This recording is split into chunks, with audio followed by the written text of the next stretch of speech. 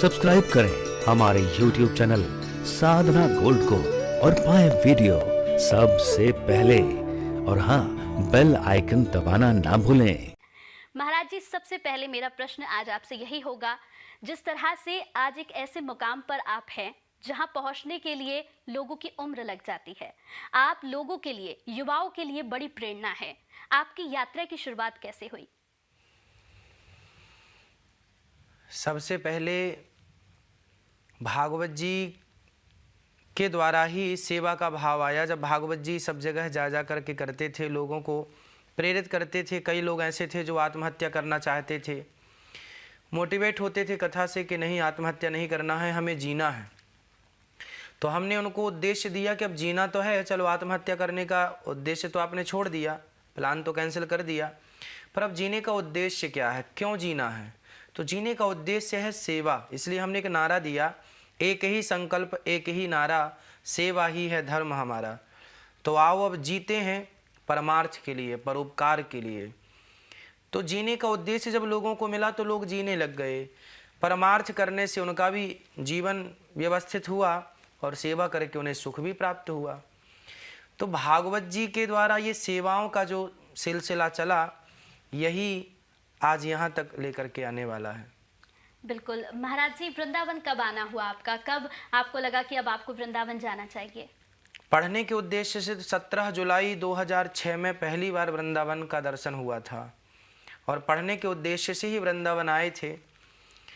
पर यहाँ उद्देश्य पढ़ने का था, पर जिस आश्रम में जाना था पढ़ने के लिए, आश्रम वालों ने कहा कि यहाँ तो जगह फुल हो गई है, अब कोई स्थान नहीं है।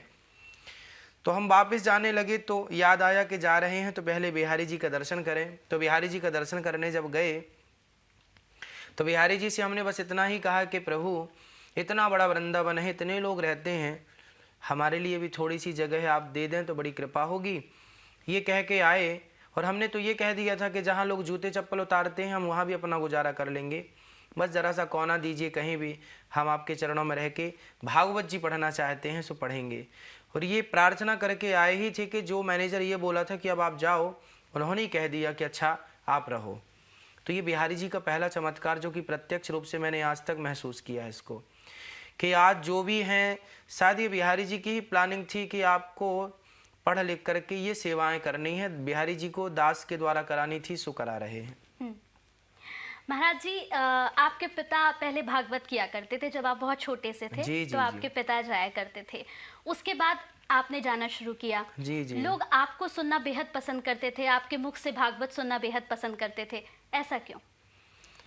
पिताजी भी करते थे सत्यनारायण भगवान की कथा।